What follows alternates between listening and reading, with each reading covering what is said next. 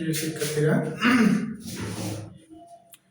তোমাদের সাথে আলোচনা করার জন্য আমি আজকে গণিত ক্লাস নিয়ে চলে আসলাম। আমি মোহাম্মদ সাফিন হোসেন। তোমাদের গণিত ক্লাস নেব ষষ্ঠ শ্রেণী 2026 সালের নতুন বইয়ের আলোকে। আমি তোমাদের গণিত ক্লাস নেওয়া শুরু করব। আজকে হচ্ছে প্রথম ক্লাস হবে তোমাদের। তোমরা অনেকেই হয়তো 2026 সালের নতুন যে গণিত বইটা স্কুল থেকে পাইছো। অনেক স্কুলে হয়তো এখনো পাওনি, কিন্তু খুব দ্রুতই পেয়ে যাবে আশা করি। তো আমরা হচ্ছে যে দেখবো যে 2026 সালের নতুন গণিত বইয়ের আলোকে যে নতুন নিয়মের অঙ্ক এবং যে অঙ্কগুলো দিছে আমরা সেগুলো সহজে কিভাবে করতে পারি। আশা করি তোমরা ক্লাসগুলো খুব সুন্দরভাবে উপভোগ করবে এবং পড়াগুলো খুব সহজভাবে বুঝতে পারবে। তবে এর জন্য অবশ্যই মনোযোগ সহকারে তোমাদের ক্লাসগুলো করতে হবে। তাহলে চলো আমরা একটু বইটা দেখি যে নতুন বইটা কিভাবে আমাদের সাজানো আছে। দেখো, এটা হচ্ছে তোমাদের ষষ্ঠ শ্রেণীর নতুন বই। এটা প্রথম পৃষ্ঠা মূলার, এবং এখানে আমরা দেখতে পাচ্ছি সূচিপত্রে আমাদের কয়টা অধ্যায় দেওয়া আছে। একটু ভালো করে যদি ফলো করি, একটু দেখো তোমরা। এখানে টোটাল আমাদের কয়টা অধ্যায় দেওয়া আছে? একটা, দুইটা, তিনটা, চারটা, পাঁচটা, ছয়টা, সাতটা, আটটা অধ্যায় দেওয়া আছে। কিন্তু প্রথম অধ্যায়ের নাম হচ্ছে স্বাভাবিক সংখ্যা ও ভগ্নাংশ, দ্বিতীয় অধ্যায় হচ্ছে অনুপাত ও শতকরা, তৃতীয় অধ্যায় হচ্ছে পূর্ণ সংখ্যা, চতুর্থ অধ্যায় কি দেওয়া আছে? বীজগাণিতিক রাশি, পঞ্চম অধ্যায় সরল সমীকরণ, ষষ্ঠ অধ্যায় জ্যামিতির মৌলিক ধারণা, সপ্তম অধ্যায় ব্যবহারিক জ্যামিতি এবং অষ্টম অধ্যায় তথ্য উপাত্ত। এর মধ্যে কিছু অধ্যায় হয়তো তোমাদের কাছে নতুন লাগতেছে। তোমরা পঞ্চম অধ্যায়ের যেই অঙ্কগুলো করে আসছো, যে অধ্যায় গুলো পড়ে আসছো, এখানেও সেই আলোচনাগুলো আছে। প্লাস এখানে কিন্তু তোমরা নতুন অনেক অধ্যায়, নতুন অনেক পড়া অধ্যায়ের নাম দেখতে পাচ্ছ, যেগুলো তোমরা নতুন করে শিখবে। ক্লাস 5 পর্যন্ত কিন্তু 1 থেকে 5 পর্যন্ত কিন্তু পড়াগুলা কম বেশি গুণ, ভাগ, যোগ, বিয়োগ এর মধ্যেই অভ্যন্তরীণ, সরল অঙ্ক এর মধ্যেই অভ্যন্তরীণ ছিল, পাটিগণিত। তো এখানে তোমরা বীজগণিত, জ্যামিতি আরো নতুন নতুন কিছু শিখতে পারবে। এবং এখানে কিন্তু এগুলো অনেক ইন্টারেস্টিং, অনেক মজা। তোমরা যখন এগুলো ভালো করে বুঝতে পারবে, শিখতে পারবে এবং নিজেরা করতে পারবে, দেখবে অনেক ভালো লাগে। আশা করি তোমরা যে খুব মনোযোগ সহকারে শুরু থেকে ক্লাসগুলো দেখবে। তাহলে তোমরা পরবর্তীতে যখন তোমরা শুরু থেকে ক্লাসগুলো দেখবে না, পরবর্তীতে কিন্তু মাঝখানে গিয়ে দেখলে তোমরা অনেক কিছুই বুঝতে পারবে না, এই জন্য সমস্যা মনে হয়। এই কারণে তোমরা শুরু থেকেই মনোযোগ দিয়ে দেখবে, পরবর্তীতে দেখবে তোমরা সব কিছু খুব সহজভাবেই করতে পারবে। তাহলে চলো আমরা আমাদের আজকে প্রথম ক্লাস শুরু করবো আলোচনা স্বাভাবিক সংখ্যা ও ভগ্নাংশ দিয়ে। আচ্ছা, এইটা হচ্ছে আমাদের পাটিগণিতের অঙ্ক। এটা অনেকটা আমরা পারবো, কারণ তোমরাও পারবে। কারণ হচ্ছে এটা 1 থেকে 5 ক্লাসের মধ্যে, মানে 1 থেকে 5 এর মধ্যে এই নিয়মের অঙ্ক কিন্তু কিছুটা তোমরা করে আসছো। আমাদের বীজগণিতে একটা আলাদা অংশ আছে, যেটা কিন্তু আমাদের চতুর্থ অধ্যায় থেকে শুরু হয়েছে। তো আমরা পরবর্তী ক্লাসের চেষ্টা করব বীজগণিত নিয়ে আলোচনা করার জন্য। আজকে আমরা প্রথম অধ্যায় স্বাভাবিক সংখ্যা ও ভগ্নাংশ নিয়ে আলোচনা করব। তাহলে চলো আমরা একটু নিচে চলে যাই। প্রথমেই স্বাভাবিক সংখ্যা ও ভগ্নাংশ, স্বাভাবিক সংখ্যা কোনগুলো আর ভগ্নাংশ কোনগুলো আমরা একটু দেখব। যে এখানে আমরা কিছু একটু বড় করে দেখি, বুঝতে সুবিধা হবে। দেখো, আশা করি তোমরা ক্লিয়ার ভাবে দেখতে পাচ্ছ। আমরা একটা জিনিস দেখাই, যে দেখো এখানে ছকের মধ্যে একটা সংখ্যা লেখা আছে। আমরা কি সংখ্যাটা দেখি একটু। প্রাচীনকালে মানুষ বিভিন্ন বস্তু বা জিনিস গণনা করতে গিয়ে যেসব সংখ্যা সৃষ্টি করেছিল তাদের গণনাকারী বা স্বাভাবিক বা প্রাকৃতিক সংখ্যা বলা হয়। মানে একটা সময় মানুষ অনেক প্রাচীনকালে যখন কোনো কিছু গণনা করা প্রয়োজন হতো, যেমন ধরো ছাগলের পাল সম্পর্কে আমরা জানি যে ছাগলের পাল মানুষেরা চড়াইতো, পালতো। তো সেই কালে এইভাবে গণনা করার জন্য তারা বিভিন্ন রকম গণনাকারী সংখ্যা সৃষ্টি করছিল, যেগুলো কি প্রাকৃতিক সংখ্যা বা স্বাভাবিক সংখ্যা হিসেবে পরিচিত। এগুলো কি 1, 2, 3, 4, 5, 6, 7, 8 9 এইরকম আর কি ইত্যাদি চলতে থাকবে। তো এইগুলো হচ্ছে আমাদের স্বাভাবিক সংখ্যা, প্রাচীনকালে বিভিন্ন বস্তু বা জিনিস গণনা করার জন্য যে সংখ্যাগুলো তারা বুঝছিল। এখন আমরা চলে আসলাম অঙ্ক পাতন। আচ্ছা, আমরা অধ্যায়ের অঙ্ক শুরু করার আগে, অনুশীলনীর অঙ্ক শুরু করার আগে একটু আমরা এই যে ভিতরে উদাহরণের মধ্যে অনুশীলনীর আগে যে পড়াগুলো দেওয়া আছে একটু দেখব, কারণ তোমাদের প্রশ্নে কিন্তু এখানে জ্ঞানমূলক প্রশ্ন থাকবে, অনুধাবনমূলক অর্থাৎ সংক্ষিপ্ত প্রশ্ন। তোমাদের 5 পর্যন্ত তোমরা যে ধারার কোশ্চেনের উত্তর দিয়েছো, 6-এ কিন্তু একটু আলাদাভাবে এখানে সংক্ষিপ্ত প্রশ্ন থাকবে এবং সৃজনশীল অঙ্ক থাকবে, যেখানে ক নম্বরে তোমাদের জ্ঞানমূলক প্রশ্ন দিতে পারে, আবার অঙ্কও দিতে পারে। খ এবং গতে অঙ্ক দিবে এবং তার সাথে কিন্তু সংক্ষিপ্ত প্রশ্নও থাকবে, এমসিকিউ থাকবে। সেখানে কিন্তু বহু নির্বাচনে সেখানে কিন্তু আমাদের এই ভেতর থেকে কোশ্চেন হতে পারে। এই কারণে আমরা একটু দেখব প্রয়োজনীয় যে তথ্যগুলো আমাদের লাগবে, আমরা একটু দেখব। দেখো, পাটিগণিতে 10টি প্রতীক দ্বারা সব সংখ্যায় প্রকাশ করা যায়। 10টা প্রতীক, এখানে কিন্তু 10টা প্রতীকের কথা বলা আছে, এগুলো অঙ্ক, এগুলো দিয়ে কিন্তু সকল সংখ্যাই প্রকাশ করা যায়। 1 2 3 4 5 6 7 8 9 আর 0। আমরা জানি যে যত বড় সংখ্যাই হোক আমাদের কিন্তু তার মধ্যে এই অঙ্কগুলো ব্যবহার করেই করা হয় থাকে, এগুলোকে অঙ্ক বলা হয়। আবার এগুলো সংখ্যা, মানে এগুলো এক একটা একটা সংখ্যা প্লাস অঙ্ক, এই অঙ্ক দিয়ে কিন্তু আরো বড় বড় সংখ্যা তৈরি করা হয়। শূন্য ব্যতীত বাকি স্বাভাবিক সংখ্যাগুলো হচ্ছে স্বাভাবিক সংখ্যা, শূন্য ব্যতীত। শুধুকে শূন্যকে বাদ দিয়ে, মানে শূন্য ছাড়া বাকি যে অঙ্কগুলো আছে এগুলো স্বাভাবিক সংখ্যা বলা হয়। এদের মধ্যে প্রথম 9টি প্রতীক, অর্থাৎ 1 থেকে 9 পর্যন্ত যে অঙ্কগুলো আছে বা সংখ্যাগুলো আছে এগুলোকে সার্থক অঙ্ক বলা হয়। আর শেষেরটাকে বলা হয় শূন্য, মানে শূন্যকে আলাদাভাবে শূন্য বলা হয়। প্রথম 1 থেকে 9 পর্যন্ত এগুলোকে সার্থক অঙ্ক বলা হয়। সংখ্যাগুলোর স্বকীয় বা নিজস্ব মান যথাক্রমে 1 2 3 4 5 6 7 8। আর শূন্য এর মান শূন্য, অথবা কিছুই ধরা হয় না, শূন্য এর মান আলাদাভাবে শূন্যই গণনা করা হয়। আচ্ছা, 9 অপেক্ষা বড় সকল সংখ্যায় 2 বা ততোধিক অঙ্ক পাশাপাশি বসিয়ে লেখা হয়। 9 অপেক্ষা বড় বলা হয়েছে, সব সংখ্যায় 2 বা ততোধিক অঙ্ক পাশাপাশি বসিয়ে লেখা হয়। 9-এর পরে থেকে এর কথা বলা হয়েছে, অর্থাৎ 9-এর পরে আমাদের 10 আসতেছে, এরপরে যত সংখ্যা আছে 2 ততোধিক অঙ্ক এবং শূন্য একসাথে নিয়ে আমাদের সংখ্যাগুলো তৈরি করা হয়। কোনো সংখ্যা অঙ্ক দ্বারা লেখাকে অঙ্কপাতন বলে। কোনো সংখ্যা অঙ্ক দ্বারা লেখাকে অঙ্কপাতন বলে। অঙ্কপাতনের 10টি প্রতীকী ব্যবহার করা হয়।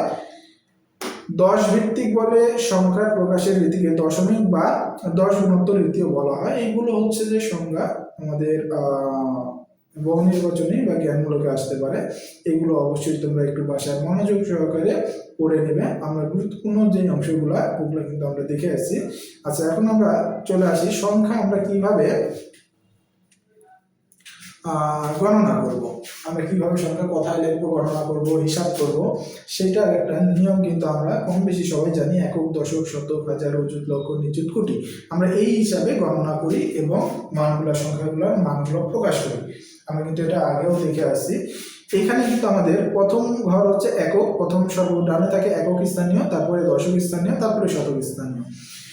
এরপরে হাজার আর অযুত, এই দুইটা ঘর কিন্তু আমাদের হাজারের ঘর হিসাবে গণনা করা হয়। হাজার 1 থেকে 9 পর্যন্ত থাকলে আমাদের হাজারের ঘরেই থাকে। 9-এর পরে যখন 10,000 হয়ে যায়, 10,000 মানেই কিন্তু এক অযুত হিসাব করা হয়। তখন কিন্তু আমাদের অযুতের ঘরে মান চলে আসে। 9-এর পরে 10,000 হলেই কিন্তু আমাদের অযুতের ঘরে মান চলে আসবে। এরপরে লক্ষ, নিযুত, এই দুইটা ঘর কিন্তু আমার লক্ষর ঘর হিসেবে গণনা করা হয়। যখন 9 লক্ষ পর্যন্ত থাকবে তখন কিন্তু আমাদের মানটা এই যে ষষ্ঠ যেই ঘরটা আছে এই ঘর পর্যন্তই থাকবে, লক্ষর ঘর পর্যন্ত থাকবে। যখনই 9 লক্ষের পরে বেশি হয়ে যাবে, 10 লক্ষ বা এর অধিক হবে, তখনই কিন্তু আমাদের মানটা সপ্তম ঘরে চলে আসবে, নিযুতের ঘরে। এই ঘরে চলে আসলে ওটা কিন্তু লক্ষই থাকে, অর্থাৎ লক্ষ হিসাবেই গণনা করা হয়, কিন্তু এটা কিন্তু আমাদের সপ্তম ঘরে তখন মান চলে আসবে, নিযুতের ঘরে। এটাও কিন্তু এই দুইটা ঘর নিয়েই কিন্তু আমাদের লক্ষের ঘর। এরপরে আমাদের কোটির ঘর আসতেছে অষ্টম ঘরে। দেখো, আচ্ছা, এখন আমরা আর একটু নিচে চলে আসি। দেখো, এখানে আমাদের একটা উদাহরণ দেওয়া আছে। আমরা এই উদাহরণটা দেখবো যে এখানে আমাদের যে সংখ্যাটা আছে এটা আমরা কথায় কিভাবে লিখবো। এখন এখানে দেখো অনেক বড় একটা সংখ্যা দেওয়া আছে 9, 8, 7, 5, 4, 7, 3, 2, 1। এখন আমরা যে একটু আগে দেখে আসছি উপরে যে এইখানে আমাদের আলাদা আলাদা স্থানীয় মান করে দেওয়া আছে, আমরা এই স্থানীয় মান অনুসারে কমা দিয়ে কিন্তু সংখ্যাগুলো প্রকাশ করি। একক, দশক, শতক এই তিনটা মানকে কিন্তু আমরা একটা ঘরের মধ্যে রাখি কমা দিয়ে। হাজার, অযুত এখানে কিন্তু দুইটা ঘর হাজারের, অযুত এবং হাজার এই দুইটা মান নিয়ে কিন্তু আমরা কমা দিয়ে একটা আলাদাভাবে মান প্রকাশ করব। আবার লক্ষের ঘর কিন্তু দুইটা, এখানে কিন্তু আমরা নিযুত এবং লক্ষর ঘরের দুইটা মানকে একসাথে রাখবো এবং কমা দিয়ে আমরা আলাদা করবো আরেকটা ঘরের থেকে। ঠিক আছে, এরপরে কোটির ঘরকে আমরা কমা দিয়ে আলাদা রাখবো যদি আমাদের মান কোটির ঘর পর্যন্ত আসে। তাহলে আমরা 1 নম্বর উদাহরণ চলে আসলাম। দেখো 1 নম্বর উদাহরণে আমাদের দেওয়া আছে 9, 8, 7, 5, 4, 7, 3, 2, 1। সংখ্যাটির ডান দিক থেকে 3 ঘর পর কমা, এরপর 2 ঘর পর পর কমা বসালে আমরা পাই, দেখো দেখো একক, দশক, শতক 3 ঘর পর কমা বসানো হয়েছে, তিনটা ঘরকে একসাথে রাখা হয়েছে। এরপরে হাজার, অযুত দুইটা ঘর হচ্ছে হাজারের, আমরা জানি এই দুইটা ঘরকে একসাথে রেখে কমা দিয়ে আবার আলাদা করা হয়েছে। এরপরে লক্ষ আর নিযুত, দেখো লক্ষ আর নিযুত এই দুইটা ঘরকে কিন্তু আবার একসাথে করে কমা দিয়ে আলাদা করে কোটির ঘরকে দেখো আবার আলাদা করা হয়েছে। এখন কোটির ঘরেও দুটি অঙ্ক মিলিয়ে 98 হচ্ছে। কোটির ঘরে দেখো দুইটা অঙ্ক আছে এবং অঙ্ক মিলিয়ে কত হচ্ছে 9, 98 আমরা জানি। তাহলে 98 নিযুত ও লক্ষের ঘরের দুটি অঙ্ক মিলিয়ে দেখো 75 হচ্ছে। অযুত ও হাজারের ঘরে, এই যে অযুত ও হাজার, প্রথমে আমাদের লক্ষের ঘরে দুইটা গেল 98, এরপরে আমরা দেখতে পাচ্ছি যে কোটির ঘরে দুইটা গেছে 98, লক্ষের ঘরে আমাদের দুইটা আসছে 75। এরপরে আমরা দেখতে পাচ্ছি হাজারের ঘর, অযুত আর হাজারের ঘরে আমাদের 47 আছে দুইটা ঘর মিলে। এরপরে আমরা দেখতে পাচ্ছি যে শতক, দশক আর এককের ঘরে আমাদের তিনটা মিলে 321 হচ্ছে। তাহলে এখানে আমাদের টোটাল কত হচ্ছে 98,75,00,000। আমরা কিন্তু এটা লক্ষর ঘর হিসেবে গণনা করব। 98,75,47,47,321। তাহলে দেখো এটা আমরা কথায়, সুতরাং কথায় প্রকাশ করলে হচ্ছে এখানে দেখো এই যে বলছে যে অঙ্ক মিলিয়ে 75, অযুত হাজারের ঘরের দুটি অঙ্ক মিলিয়ে 47, শতকের ঘরে 3, দশকের ঘরে 2 এবং এককের ঘরে 1 অবস্থিত। সুতরাং সংখ্যাটি কথায় প্রকাশ করলে কি হচ্ছে, সংখ্যাটি কথায় প্রকাশ করলে 98 কোটি, এই যে প্রথমে কোটির ঘরে 98 কোটি, লক্ষের ঘরে দেখো 75, তাহলে 75 লক্ষ, হাজারের ঘরে 47, 47,321। এখন আমরা এইটাকে দেখো আবার একটা 2 নম্বর উদাহরণে দেখো, এখানে হচ্ছে আমাদের একটা সংখ্যার কথায় বলে দিচ্ছে, এখন আমাদের এটা সংখ্যায় প্রকাশ করা লাগবে। তাহলে এটা কথায় বলে দিচ্ছে, আমাদের সংখ্যায় প্রকাশ করা লাগবে কিভাবে, আমরা সেম ভাবেই করবো। দেখো 7,05,90,007 বলছে, তাহলে আমরা ঘর দিয়ে নিলাম একক, দশক, শতক, হাজার, অযুত, লক্ষ, নিযুত, কোটি। আমরা আগে এই ঘরগুলো লিখে নিলাম। এখন আমরা দেখো গণনা করব। 7,05,00,000 বলা হয়েছে, তাহলে 7 কোটি, কোটির ঘরে দেখো 7 দিলাম। আমরা কিন্তু সিরিয়ালে সাজায় নিছি, একক, দশক, শতক, হাজার, অযুত, লক্ষ, নিযুত, কোটির ঘরগুলো সাজায় নিছি। এরপরে 7 কোটি বলা হয়েছে, কোটির ঘরে আমরা 7 লিখলাম। 5 লক্ষ বলা হয়েছে, তাহলে লক্ষর ঘরে 5 লিখবো। এখানে কিন্তু আমি আগেই বলছিলাম আমাদের নিযুতের ঘরে সংখ্যা কখন আসবে, যখন 9 লক্ষ এর উপরে হবে। 10 লক্ষ, 10 লক্ষ থেকে বা 10 লক্ষের পরের যে মানগুলো বলবে 11, 12, অর্থাৎ 9 লক্ষের পরে থেকে যদি আমাদের মান আসে তাহলে কিন্তু আমাদের নিযুতের ঘরে মান বসবে। কিন্তু আমাদের 9 লক্ষের কম হলে কিন্তু নিযুতের ঘরে আমাদের শূন্য থাকবে, আর লক্ষের ঘরে মানটা বসবে 1, 2, 3, 4, 5, 6, 7, 8 পর্যন্ত হলে কিন্তু আমাদের শুধু লক্ষের ঘরে মান বসবে, নিযুতের ঘরে কিন্তু আমাদের শূন্য থাকবে। ঠিক আছে, তাহলে এখানে 7,05,00,000 বলছে দেখো, তাহলে আমরা নিযুতের ঘরে শূন্য বসাই, 5 লক্ষের ঘরে 5 বসালাম, 5,90,000। তাহলে কিন্তু আমাদের, আমরা জানি হাজারের ঘর দুইটা, অযুত আর হাজার। 10,000-এর উপরে হলে, অর্থাৎ 9,000-এর উপরে হলে 10,000 থেকে আমাদের কিন্তু অযুত এবং হাজার দুইটা ঘরই ব্যবহার হবে।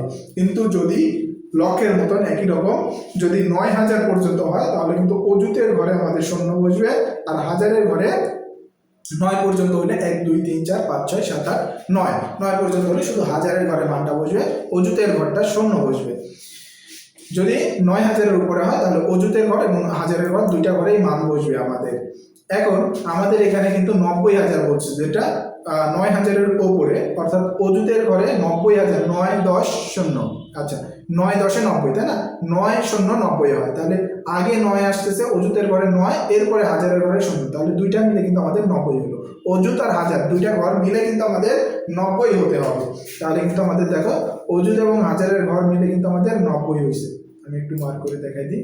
এই দেখো এখানে কিন্তু অযুত এবং হাজারের ঘর মিলে আমাদের ৯০ হতে হবে। তাহলে এখানে আমাদের বলছে ৯০,০০০, এরপরে ৭, এরপরে শুধু ৭ বলছে। আমাদের শতক আর দশকের ঘরে কিন্তু কোনো মান এখানে আমরা পাচ্ছি না, এই কারণে শতক আর দশকের ঘরে কিন্তু আমরা শূন্য দিয়ে পূরণ করব। এরপরে শুধু ৭ একক বলছে, আমরা এককের ঘরে ৭ বসাবো। তাহলে কিন্তু এটা আমাদের হলো ৭,৫,৯০,০০০ আশা করি তোমরা এই অঙ্কগুলো বুঝতে পারতেছো। এগুলো খুবই সহজ অঙ্ক, যেগুলো তোমরা ক্লাস 5 পর্যন্ত অলরেডি করে আসছো। এখন এখানে কিন্তু বলে দিচ্ছে, দেখো কথায় প্রকাশিত সংখ্যাটি অঙ্কপাতনের পর দেখা যায় যে নিযুত, শতক এবং দশকের ঘরে আর কোনো অঙ্ক নেই। এই খালি ঘরগুলোতে শূন্য বসিয়ে সংখ্যাটা এই যে পাওয়া যায় ৭,৫,৯০,০০০। ৭ অঙ্কের বৃহত্তম ও ক্ষুদ্রতম সংখ্যা লেখো। উদাহরণ 3-এ আমরা চলে আসলাম। দেখো উদাহরণ 3-এ আমাদের 7 অঙ্কের বৃহত্তম ও ক্ষুদ্রতম সংখ্যা প্রকাশ করার জন্য বলছে। আচ্ছা, এখন বৃহত্তম আর ক্ষুদ্রতম সংখ্যা আমরা কিভাবে প্রকাশ করবো? আমরা একটু চলে আসতেছি বোর্ডে। এখন দেখো বৃহত্তম, দুইটা কথা আছে এখানে, একটা বৃহত্তম আর একটা হচ্ছে ক্ষুদ্রতম। আমরা জানি যে আমাদের মোট অঙ্ক হচ্ছে যে এখানে কয়টা, 0 থেকে 0, 1, 0, 1, 2, 3, 4, 5, 6, 7, 8, 9, এই কয়টা কিন্তু হচ্ছে আমাদের ব্যবহার করে, এই কয়টা অঙ্ক ব্যবহার করে কিন্তু আমাদের কি করা হয়, 0 এবং এই কয়টা অঙ্ক 1 থেকে 9 পর্যন্ত ব্যবহার করে কিন্তু আমাদের সকল সংখ্যাগুলো তৈরি হয়। তাহলে এদের মধ্যে ক্ষুদ্রতম মান যেটা, সেটা নিয়ে আমাদের ক্ষুদ্রতম সংখ্যা, আর এই কয়টা অঙ্কের মধ্যে আমাদের বৃহত্তম অঙ্ক যেটা, সেটা নিয়ে আমাদের বৃহত্তম সংখ্যা গঠিত হয়। অর্থাৎ এর মধ্যে সবচেয়ে ক্ষুদ্রতম মান হচ্ছে আমাদের 0। তাহলে 0 হবে ক্ষুদ্রতম সংখ্যা গঠনের জন্য।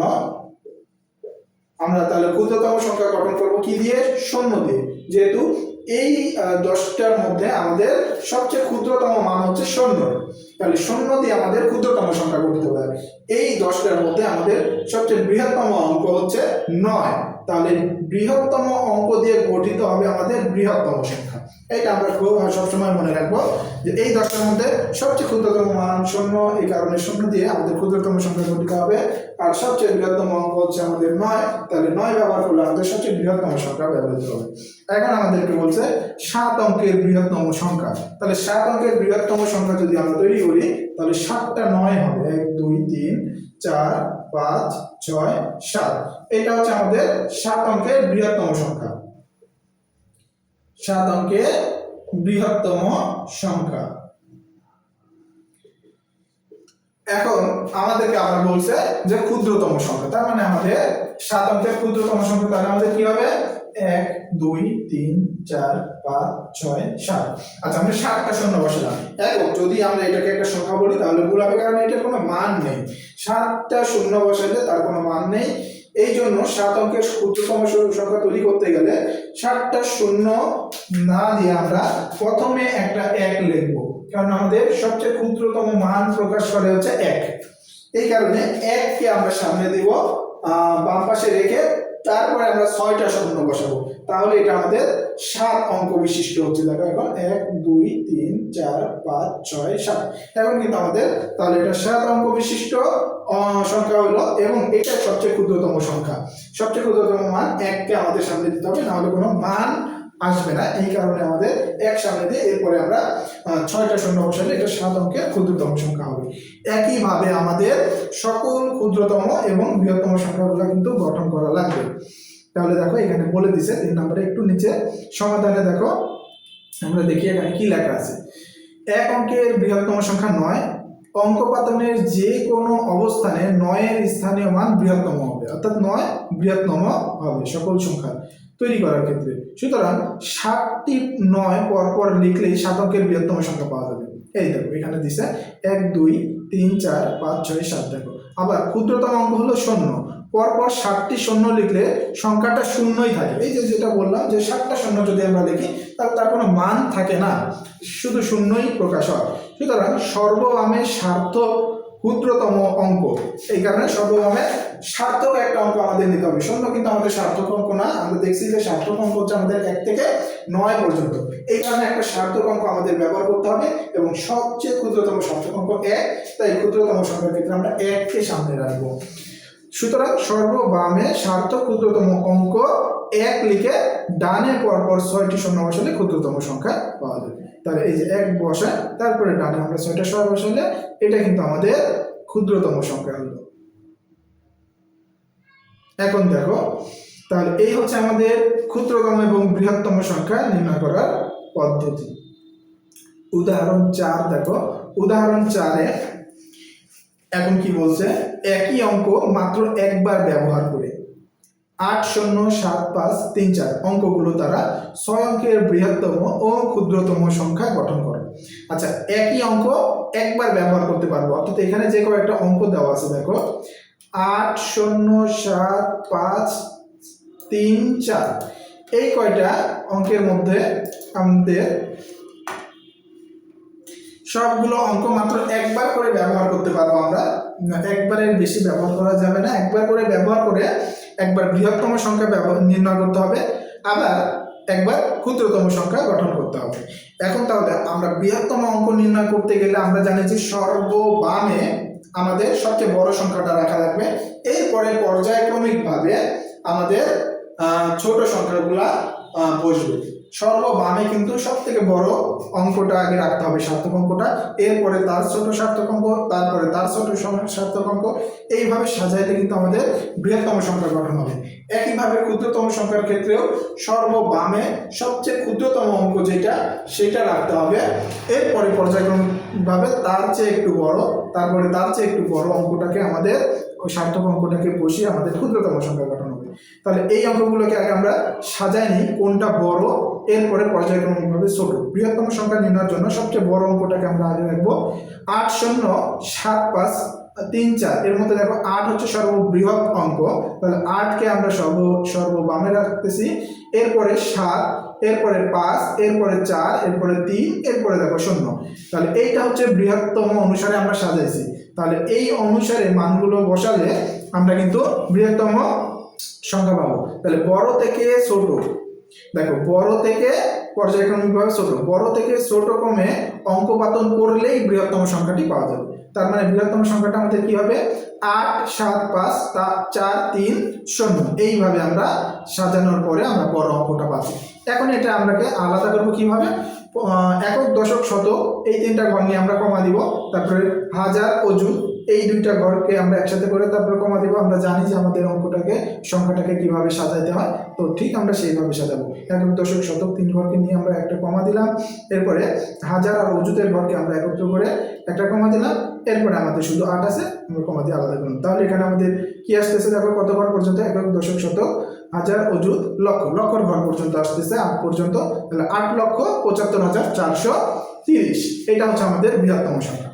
একইভাবে ক্ষুদ্রতম সংখ্যা গঠন করতে গেলে আমরা সর্ববামে অর্থাৎ প্রথমে দিব সবচেয়ে ক্ষুদ্রতম সংখ্যা, এরপরে তার চেয়ে একটু বড়, তার চেয়ে বড়, এইভাবে আমরা পর্যায়ক্রমিকভাবে ছোট থেকে বড় অনুসারে সাজাবো। তাহলে আবার একইভাবে দেখো সাজাইছে, তাহলে এদের মতো ঠিক এটার বিপরীত হবে। তাহলে প্রথমে 0 হবে, এরপরে 3 4 5 7 8, এটা আমাদের ছোট থেকে বড় হয়েছে। এখন দেখো এখানে আরো একটা বিষয় আছে, এখানে সর্ববামে যদি আমরা 0 রাখি তাহলে 0 কোনো মান বা 0 কোনো সার্থক অঙ্ক না, যার কারণে কোনো মান হবে না। তাহলে আমাদের এই অনুসারে যদি আমরা সংখ্যাটা লিখি তাহলে এটা কিন্তু আমাদের 1 2 3 4 5 অঙ্ক বিশিষ্ট একটা সংখ্যা হয়ে যাবে। সর্ববামে 0 লিখলে সেটার কোনো মান প্রকাশ করবে না, যেহেতু 0 কোনো সার্থক অঙ্ক না, তাহলে 5 অঙ্ক বিশিষ্ট হয়ে যাবে। কিন্তু আমাদের কিন্তু এই অঙ্কগুলো যতগুলো অঙ্ক আছে এই অঙ্কগুলো ব্যবহার করে বলছে 6 অঙ্কের ক্ষুদ্রতম সংখ্যা গঠন করতে। তাহলে আমরা যদি 0কে সবার বামে লিখি তাহলে কিন্তু এটা 5 অঙ্কের হয়ে যাচ্ছে। এই জন্য 0কে আমাদের সবার বামে লেখা যাবে না, আমরা 0কে কি করব, দ্বিতীয় অবস্থানে বসাই দেবো, অর্থাৎ 3-এর জায়গাতে 0 দিয়ে দিব আর 3টা দিয়ে দিব প্রথম স্থানে। তাহলে আমাদের 6 অঙ্ক বিশিষ্ট শতক। যেহেতু এই অঙ্কগুলোর মধ্যে সবচেয়ে 0 এর পরে সবচেয়ে ক্ষুদ্রতম সংখ্যা হচ্ছে আমাদের 3, এই কারণে 3কেই আমরা প্রথমে দিতে পারবো। এরপর 0কে আমরা 3-এর জায়গাতে বসাই দিলে এটা আমাদের ক্ষুদ্রতম সংখ্যা হয়ে যাবে। তাহলে দেখো নিচে কি করছে তারা, সংখ্যাটি এই দেখো বলে দিচ্ছে এখানে, সংখ্যাটি ছোট থেকে বড় ক্রমে অঙ্কপাতন করলেই ক্ষুদ্রতম সংখ্যাটা পাওয়া যাবে। এই কারণে ছোট থেকে বড় অনুসারে অঙ্কপাতন করছে বা সাজানো হয়েছে। কিন্তু সর্ববামে 0 বসালে প্রাপ্ত সংখ্যাটি অর্থবোধক 6 অঙ্কের সংখ্যা না হয়ে 5 অঙ্কের হবে। এই যে আমরা বললাম যে 0কে বামে বসালে এটা কিন্তু 0 বাদ হয়ে যাচ্ছে, ওর কোনো মান প্রকাশ করতেছে না, 5 অঙ্কের হয়ে যাচ্ছে। এই কারণে আমাদের কি করা হয়েছে, অতএব 0 বাদ দিলে ক্ষুদ্রতম অঙ্কটি সর্ববামে লিখে, এই যে অতএব 0 বাদে ক্ষুদ্রতম অঙ্কটি সর্ববামে লিখে 0 সহ অন্যান্য অঙ্কগুলো ছোট থেকে বড় ক্রমে লিখলে ক্ষুদ্রতম সংখ্যাটি পাওয়া যাবে। তাহলে এই যে আমরা কি করব, সবচেয়ে ক্ষুদ্রতম সংখ্যা 0 বাদে 3, 3-এর জায়গাতে 0কে লিখবো এবং 0-এর জায়গাতে 3কে লিখবো। তাহলে ক্ষুদ্রতম সংখ্যাটা কি হচ্ছে দেখো, 3 0 4 5, এরপরে কিন্তু এই সিরিয়ালে লেখা আছে 4 5 7 8। তাহলে এটা আমাদের একইভাবে আমরা একক দশক শতক স্থান নিয়ে একটা কমা দিলাম, আর হাজার অযুতের ঘর একত্র করে একটা কমা দিলাম, এরপরে আমরা 3 অবশিষ্ট থাকলে এরপরে সে লিখলাম। তাহলে আমাদের কত ঘর পর্যন্ত গেল এটা দেখো, একক দশক শতক হাজার অযুত লক্ষ, লক্ষর ঘর পর্যন্ত গেছে।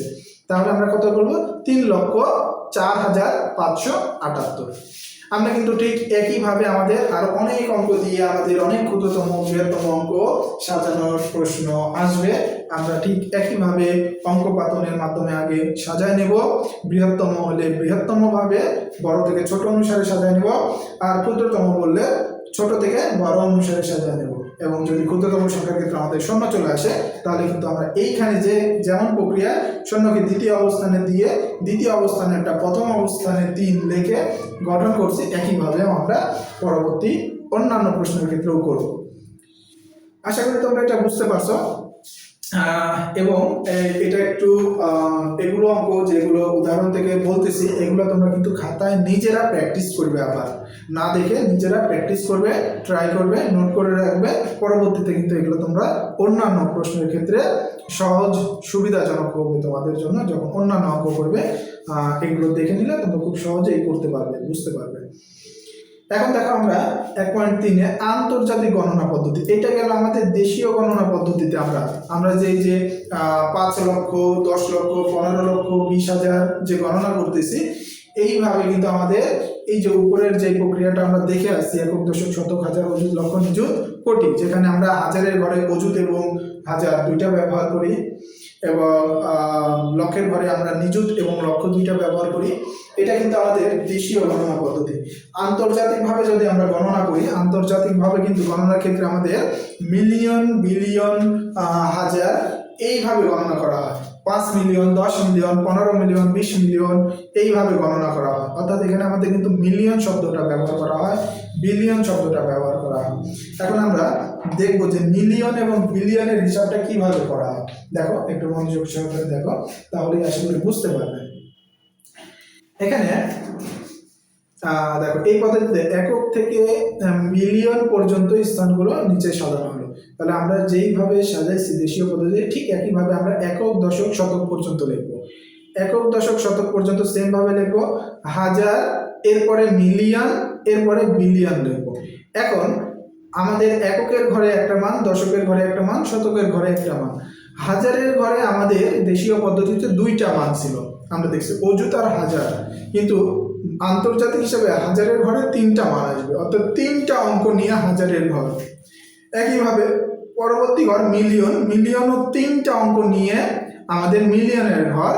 এরপরে বিলিয়নের ঘর, একইভাবে 3টা অঙ্ক নিয়ে আমাদের বিলিয়নের ঘর আসবে।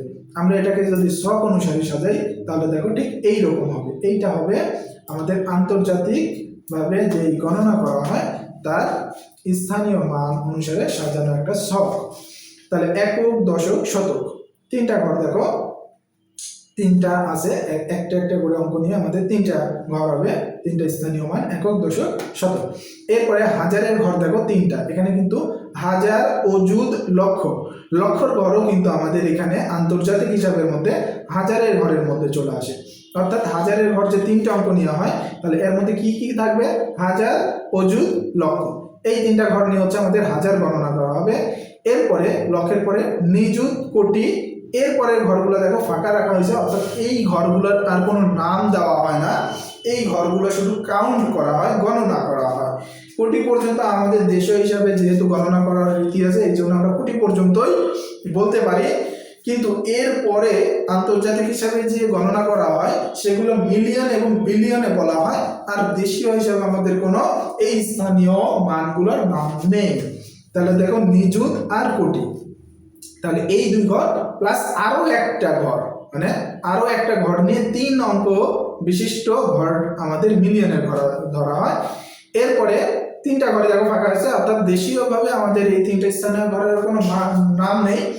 আন্তর্জাতিকভাবে এই 3 অঙ্ক বিশিষ্ট ঘর নিয়ে বিলিয়নের হিসাব করা হয়। এরপরে আরো ঘর আছে আন্তর্জাতিক, আমাদের অত বড় মান লাগবে না, ট্রিলিয়ন পর্যন্ত হিসাব করা হয়, কিন্তু আমাদের এখানে বিলিয়ন পর্যন্ত দেওয়া আছে। দেখো তাহলে এখানে হচ্ছে আমাদের বিলিয়নের 3 অঙ্ক বিশিষ্ট ঘর নিয়ে বিলিয়নের হিসাব করা হয়। এখন আমরা এখানে দেখো যদি 3টা অঙ্ক বসাই 1 1 1, তাহলে এখানে আমরা যদি বসায় পূরণ করি আমাদের সংখ্যাটা কত হবে? আমরা সাধারণভাবে এই সংখ্যাটাই গণনা করি। বিলিয়নের ঘরে 3টা 1 দিছে, মিলিয়নের ঘরে 3টা 1 দিছে, হাজারের ঘরে 3টা 1 দিছে, শতক, দশক এবং এককের ঘরে পর্যায়ক্রমে 1 1 করে 3টা 1 দিছে। আচ্ছা, এখন তাহলে আমাদের এই সংখ্যাটা হবে 111 বিলিয়ন, 111 মিলিয়ন, 111,111। এইটা হবে আমাদের আন্তর্জাতিক গণনা। দেখো এখানে কিন্তু লেখছে বিলিয়নের ঘরে সর্ববামে সর্বডানের একের স্থানীয় মান 1 মিলিয়ন। যদি শুধু এখানে 1 থাকতো তাহলে এটা 1 মিলিয়ন বলা হতো, শুধু 1 1 দুইটা 1 থাকলে 11 মিলিয়ন বলা হতো, 3টা 1 আছে তাহলে আমরা 111 বলবো, কারণ এটাকে একক, দশক, শতক হিসাবে আবার কিন্তু 111 হয়, তাহলে এটাকে 111 বলবো আমরা। আর 1 মিলিয়ন সমান, যদি আমরা শুধু এই যে দুইটা একটা 1 রাখি এখানে, তাহলে কিন্তু দেশীয় হিসাবে আমরা হিসাব করলে দেখতে পাবো এটা নিযুতের ঘর পর্যন্তই আসতেছে। এখানে যদি সাপোজ আমি একটু মার্ক করে দেখাই দিই, আমরা যদি এই দুইটা 1কে কেটে দিই, সাপোজ ধরো এই দুইটা 1কে কেটে দিই, একটা 1 রাখি, তাহলে দেখো হিসাব অনুসারে এই একটা আমাদের কোন ঘর পর্যন্ত যাচ্ছে? এই যে হাজারের ঘরে এই একটা যাবে হাজারের ঘরে, এই মাঝখানের একটা যাবে অযুতের ঘরে, আর এই যে এই পাশের একটা আমাদের যাবে লক্ষের ঘরে। তাহলে এই একটা আসবে আমাদের নিযুতের ঘরে। দেখো আমরা যদি এই মিলিয়নের ঘরের প্রথম দুইটা 1কে কেটে দিই, তাহলে আমাদের অঙ্কটা কিন্তু এইরকম হইতো, এককের ঘরে 1, দশকের ঘরে 1, শতকের ঘরে 1, হাজারের ঘরে 1, অযুতের ঘরে 1, লক্ষের ঘরে 1 এবং নিযুতের ঘরে 1, এই পর্যন্ত আসতো। প্রথম এই পরের সংখ্যা দুটো আমরা কেটে দিচ্ছি। দেখো যদি এরকম হতো তাহলে 1 মিলিয়ন শুধু হতো, আন্তর্জাতিক গণনা হিসেবে আমাদের গণনা হতো 1 মিলিয়ন। তাহলে 1 মিলিয়ন মিন্স এখানে তাহলে কোন ঘর পর্যন্ত আসছে? আমাদের দেশে হিসেবে 1 নিযুতের ঘর পর্যন্ত আসতেছে। আর আমরা জানি 1 নিযুতের ঘর পর্যন্ত যদি আমাদের হিসাব আসে দেশীয় রীতিতে আমাদের 10 লক্ষ হয়, অর্থাৎ 9 লক্ষের পরে হইলেই কিন্তু 9 লক্ষের উপরে গেলেই 10 লক্ষ হইলেই কিন্তু আমাদের এটা নিযুতের ঘরে মানটা চলে আসে, অর্থাৎ 1 নিযুত সমান 10 লক্ষ।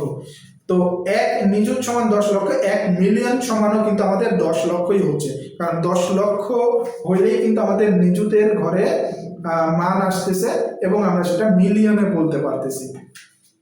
এই কারণে 1 নিযুত বা 10 লক্ষ এইটাই কিন্তু আমাদের 1 মিলিয়ন। আচ্ছা আমরা এখন এটা ক্লিয়ার করে দিচ্ছি একটু, দেখো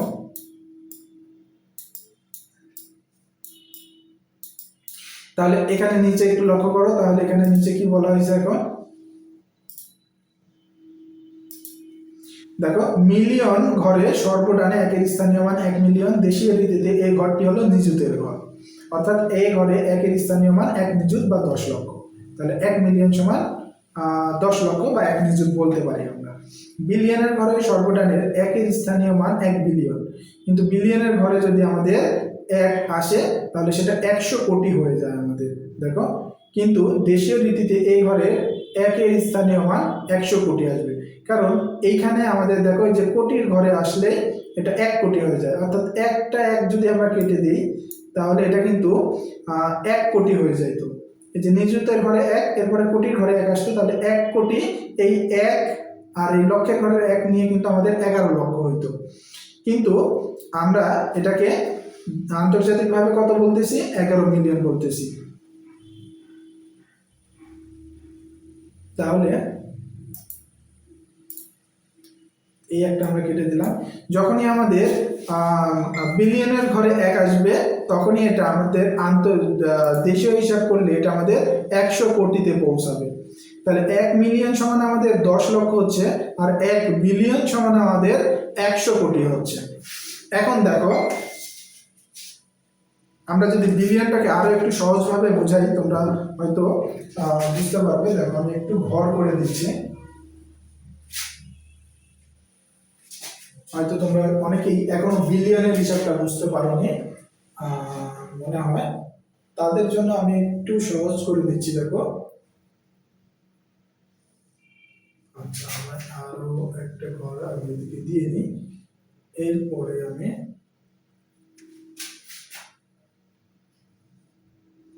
আচ্ছা সর্বভাবে আমরা লিখতেছি একক, এরপরে লিখতেছি আমরা দশক, এরপরে আমরা লিখতেছি শতক। এই তিনটা আমাদের দেশীয় এবং আন্তর্জাতিকভাবে একই থাকতেছে। এরপরে আমরা লিখতেছি হাজার, আচ্ছা এরপরে আমরা লিখতেছি অযুত, এরপরে আমরা লিখতেছি নিযুত, এরপরে আমরা লিখতেছি কোটি।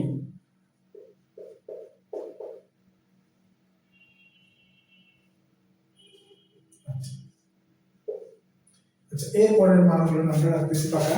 তাহলে এখানে কি দেওয়া আছে দেখো, এককের ঘরে 1 দেওয়া আছে, দশকের ঘরে 1 দেওয়া আছে, শতকের ঘরে 1 দেওয়া আছে, হাজারের ঘরে 3টা ধরা হয়েছে। আন্তর্জাতিকভাবে হাজারের ঘর 3টা ধরা হয়েছে, হাজার, অযুত, নিযুত, এই 3টা ঘর নিয়ে হাজার ধরা হয়েছে।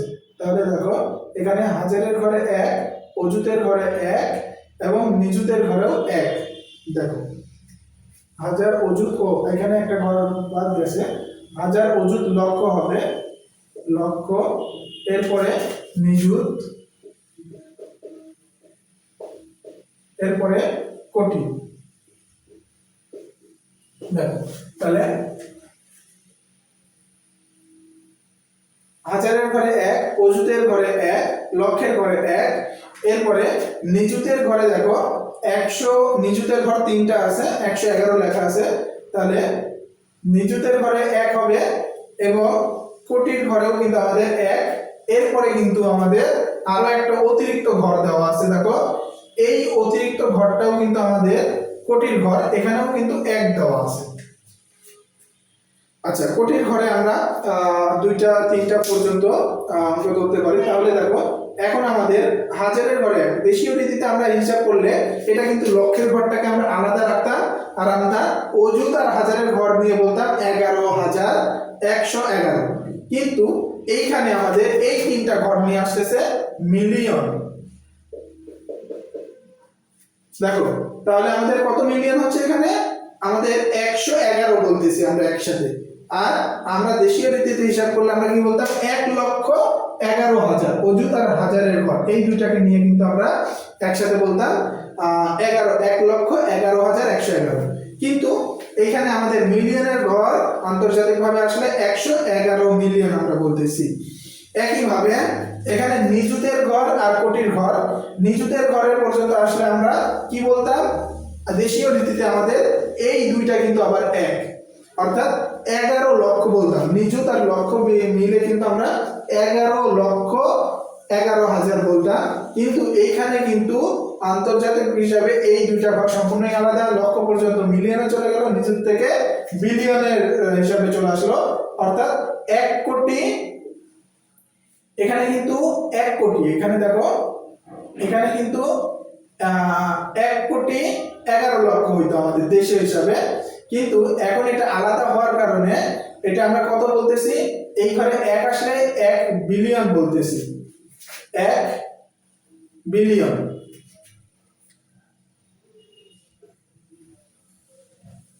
এখানে কোটি কোটি পর্যন্ত কিন্তু আমাদের দেখো কত গেছে, নিযুতের ঘর পর্যন্ত কোটি, এবং এরপরে আরো 3টা ঘর, এটা কিন্তু আমাদের এখানে দেখো বিলিয়নের ঘরে, ও আচ্ছা, কোটি পর্যন্ত কিন্তু আমাদের মিলিয়নের ঘরেই আছে, নিযুত পর্যন্ত আমাদের অযুত লক্ষ, এটা আমাদের হাজারের ঘর, অযুত হাজার, অযুত লক্ষ, এটা হচ্ছে আমাদের হাজারের ঘর আন্তর্জাতিকভাবে। আর নিযুত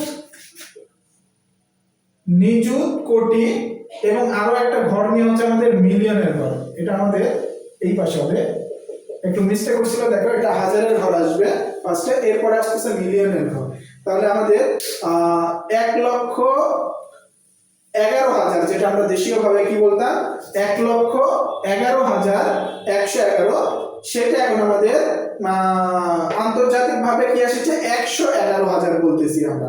এবং নিযুতের ঘর এবং লক্ষের ঘর আমাদের দেশীয় রীতিতে একসাথে থাকলে আমরা বলতাম 11 লক্ষ, কিন্তু এখন এই দুইটা ঘর আলাদা হয়ে যাওয়ার কারণে নিযুত আর কোটির ঘর একসাথে কিন্তু মিলিয়নের ঘরে চলে আসছে। এখন আমরা এটাকে বলতেছি এই এক বাদে 11 মিলিয়ন, বা এই এক সহকারে 111 মিলিয়ন বলতেছি, যেটা কিন্তু আমাদের অ্যাকচুয়ালি কোটির ঘর পার হয়ে গেছে। এখন বিলিয়নের ঘরে যদি আমাদের সংখ্যা আসে, তাহলে কিন্তু সেটা যায় দাঁড়াচ্ছে এইখানে কোটি, কোটির ঘরে দ্বিতীয় সংখ্যা আসতেছে 1 কোটি আসতো, অর্থাৎ একটা 1 যদি আমরা কেটে দিই, এই একটা 1 যদি আমরা কেটে দিই, তাহলে কিন্তু কোটির ঘর আর নিযুতের ঘর থাকতেছে, তাহলে আমরা কি বলতাম এটাকে 1 কোটি, এই একটাকে এই পাশে লক্ষের ঘরের সাথে ধরতাম এবং বলতাম 1,11,00,000। এখন যেহেতু এটা কোটির ঘর পর্যন্ত 1 আসছে এবং আমরা আন্তর্জাতিকভাবে মিলিয়ন বলতেছি, আর কোটির ঘরের আরো একটা ঘর, কোটির পাশে দেখো আরো একটা ফাঁকা ঘর আছে, এই ঘরে আসলেও কিন্তু আমরা সেটা মিলিয়ন বলতেছি, কিন্তু এই ঘরের মানটা কিন্তু আমাদের 1 কোটির উপরে চলে যাচ্ছে, অর্থাৎ 1 কোটির উপরে 10 কোটি বা 100 কোটির নিচে থাকতেছে। এখানে আমরা যদি এই মানটা মুছে দিই, এখানে কিন্তু আমাদের 1-এর জায়গা 9 পর্যন্ত থাকলেও আমাদের 91, 92, 93, 94, 95, 96, 97, 98, 99 পর্যন্ত যদি হয়, তাহলে কোটির 2টা ঘর আমাদের মিলিয়নের ঘরেই থাকতেছে, 99 কোটি পর্যন্ত। 100 কোটি হইলেই কিন্তু আমাদের একটা 1 এই পারে চলে আসবে, অর্থাৎ বিলিয়নের ঘরে চলে আসবে, এবং আমাদের তখন এটা বিলিয়নে হিসাব করা হবে। অর্থাৎ 100 কোটির উপরে যখন যাচ্ছে তখন, বা 100 কোটি যখন হচ্ছে, তখন কিন্তু আমাদের একটা 1 বিলিয়নের ঘরে চলে আসতেছে। তার মানে আমরা বুঝতে পারতেছি 1 বিলিয়ন সমান কিন্তু আমাদের 100 কোটি। আন্তর্জাতিকভাবে যেটা আমাদের হিসাব করা হয় সেটা হচ্ছে 1 বিলিয়ন, 100 কোটির উপরে গেলে কিন্তু আমাদের গণনা করা হয়। তাহলে ঠিক আছে, আশা করি তোমরা এটা দেখে পরবর্তীতে বিলিয়নের হিসাবগুলো করতে পারবে। এখানে কিন্তু লিখে দেওয়া আছে আমাদের যে 1 মিলিয়ন সমান আমাদের 10 লক্ষ এবং 1 বিলিয়ন সমান আমাদের 100 কোটি। এখন দেখো উদাহরণ 5-এ আমাদের একটা অঙ্ক দেওয়া আছে, এখানে বলা হয়েছে যে আন্তর্জাতিক পদ্ধতিতে কোথায় দেখো, তাহলে এখানে একটা অনেক বড় সংখ্যা দেওয়া আছে 2043 4043 2004।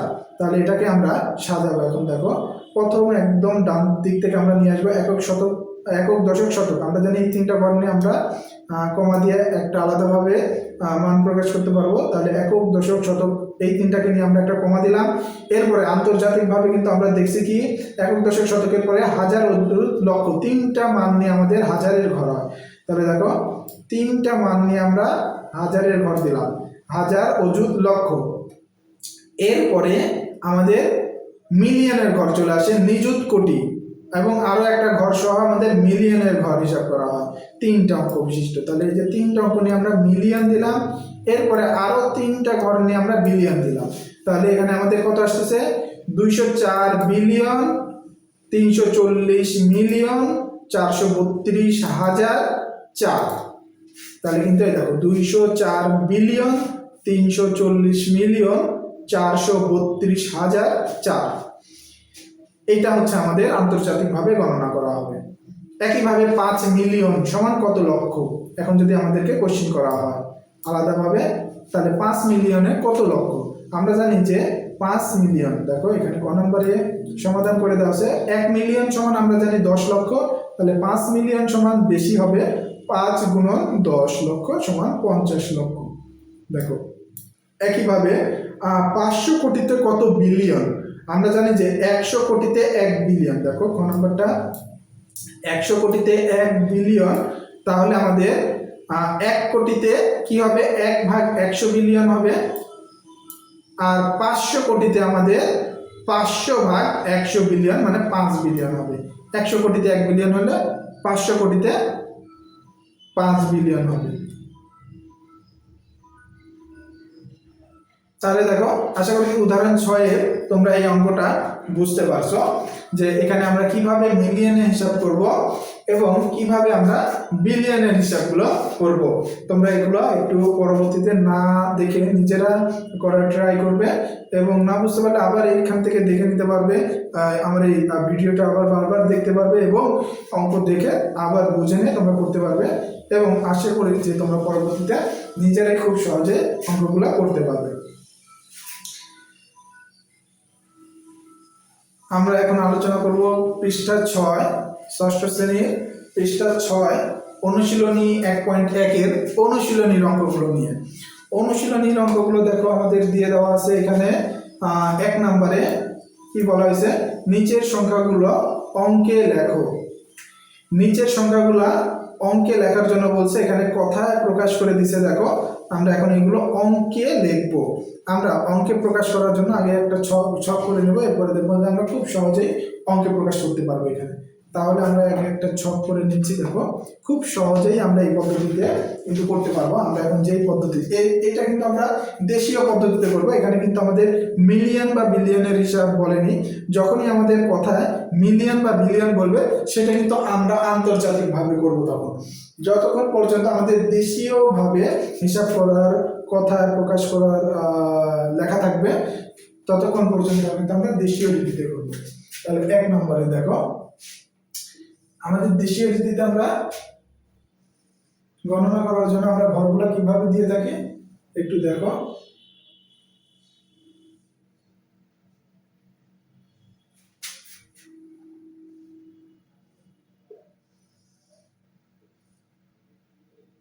আমরা প্রথমে হচ্ছে এককের ঘর দিব, একক, এরপরে দশক, এরপরে শতক,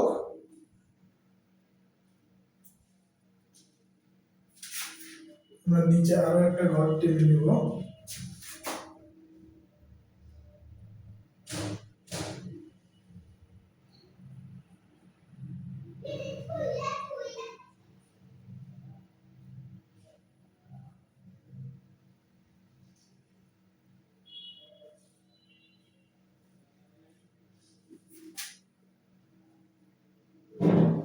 দেখো এখানে আমরা লিখবো হচ্ছে শতক,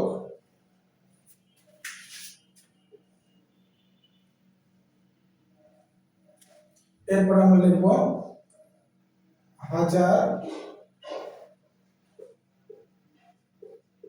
এরপর আমরা লিখব অযুত,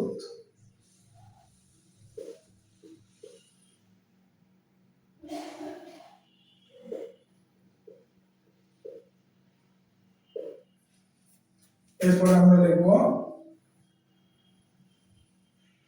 লক্ষ, এরপরে আমরা লিখব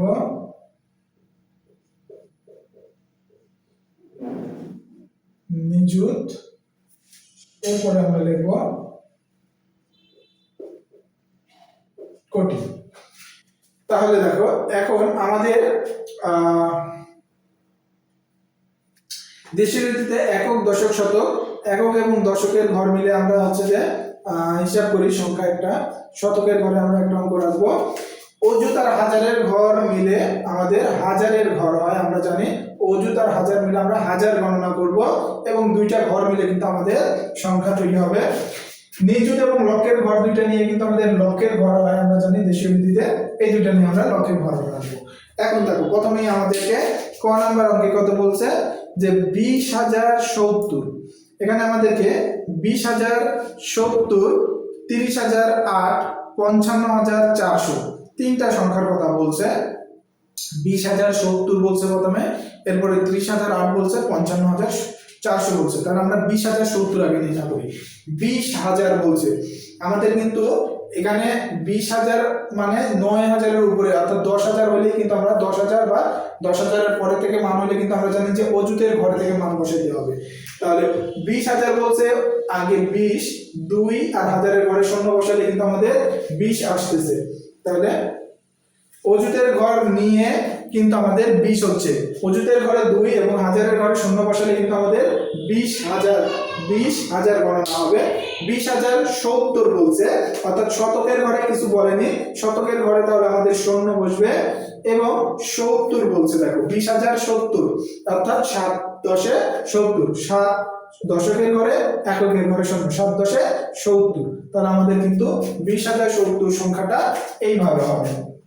সংখ্যাটা তাহলে কি হচ্ছে, প্রথম সংখ্যাটা আমাদের ক নম্বরের সংখ্যাটা হচ্ছে দেখো 20,070, 200,070, এটা কিন্তু আমাদের 20,070 হচ্ছে, আমরা দেখতে পাচ্ছি। একইভাবে এবার আমাদেরকে বলছে 30,008। তাহলে আমরা এই সংখ্যাগুলো একটু মুছে দিয়ে আমরা আবার হচ্ছে যে খ নম্বরের জন্য আমাদের যেটা বলছে আমরা খ নম্বরের জন্য করব। ক নম্বরে দ্বিতীয়টা আমাদের বলছে যে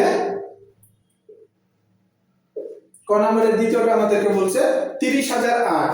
তাহলে 30,000 এটা কিন্তু আমাদের 10,000-এর উপরে যাচ্ছে। তাহলে আমরা অযুত এবং হাজার দুইটা ঘর কিন্তু আমরা ব্যবহার করব। দুইটা ঘর ব্যবহার করে আমাদের 30 হবে। তাহলে অযুতের ঘরে 3 এবং হাজারের ঘরে শূন্য বসায় কিন্তু আমাদের 30 হচ্ছে। তাহলে 30,008 বলছে শুধু। দেখো 30,008 অর্থাৎ শতকের ঘর এবং দশকের ঘরে কিন্তু আমাদের শূন্য বসবে, শুধু এককের ঘরে আমাদের 8 বসবে। তাহলে আমাদের সংখ্যাটা কি হচ্ছে, আমরা দেখো 3,0,0,0,8, এটা কিন্তু আমাদের 30,008 হচ্ছে। একইভাবে আমরা এর পরবর্তী মানগুলো হিসাব করবো। দেখো তাহলে আমরা এগুলো মুছে দিচ্ছি, একটু মুছে দিয়ে আমরা আবার হিসাব করবো। এখানে আমাদের 55,400 বলছে। 55,000 অর্থাৎ 10,000-এর উপরে যাচ্ছে কিন্তু। তাহলে 55,000 দুইটা ঘর আছে। 55,000 দুইটা ঘর কিন্তু দুইটা ঘর মানেই যখনই 55,000 বলতেছে তখন কিন্তু আমাদের দুইটা ঘর হচ্ছে, 5 5 55, অর্থাৎ দুইটা ঘর নিয়ে হচ্ছে। দুইটা ঘর নিয়েই হলে কিন্তু আমরা কি করব, এই যে অযুত আর হাজার দুইটা ঘর ব্যবহার করব, 55 লিখব। তার মানে আমাদের অযুতের ঘরে 5 বসবে, হাজারের ঘরে 5 বসবে। তাহলে আমাদের 55,000 হচ্ছে। 55,400 বলছে, 400, তার মানে শতকের ঘরে 4 বসবে। এরপরে দশক আর একক স্থানের কিন্তু কোনো মান নেই, 400 বলছে, শুধু শতকের ঘরের মান 400 বলছে। তাহলে দশক আর এককের ঘরে কিন্তু আমাদের 0,0 বসবে। তাহলে দেখো এখানে আমাদের এই মানটা হবে কত, 5,5,4,0,0। এটা কিন্তু হচ্ছে আমাদের তৃতীয় মানটা 55,400। তাহলে আমরা ক নম্বরে দেখো তিনটা মান কিন্তু নির্ণয় করছি, 20,070, এরপরে 30,008, এরপরে 55,400। এখন আমরা খ নাম্বারটা করবো। খ নাম্বারে আমাদের কি বলছে দেখো, একটু মনোযোগ সহকারে তোমরা সবাই দেখবে এবং বোঝার চেষ্টা করবে। আশা করি সবগুলো তোমরা বুঝতে পারবে।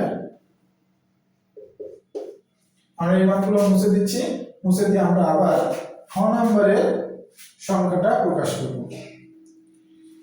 খ নম্বরে আমাদেরকে দেখো বলছে 4,05,000। 4 লক্ষ বলছে, 4 লক্ষ মানে কয়টা ঘর, একটা ঘর। লক্ষের ঘর কিন্তু আমরা জানি দুইটা, যেহেতু 4 লক্ষ বলছে, তার মানে 4 একটা ঘর, তার মানে শুধু আমাদের লক্ষের ঘরেই বসবে, 2 ঘর হলে কিন্তু আমাদের নিযুত এবং লক্ষ 2 ঘর নিয়ে হইতো। কিন্তু যেহেতু 4 লক্ষ একটাই ঘর, তাহলে আগে লক্ষের ঘরে বসবে, 2টা ঘর হলে পরে যায় অযুতের ঘরে বসবে। তাহলে 4 লক্ষ, এখানে শুধু 4 হবে। এরপরে 4 লক্ষ কত বলছে দেখো, 5000। একটু তোমরা অঙ্কগুলো এখানে দেখবে যে এখানে আমাদের কাউন্ট করে দেওয়া আছে, আমি একটু এটাকে বড় করে দিচ্ছি। দেখো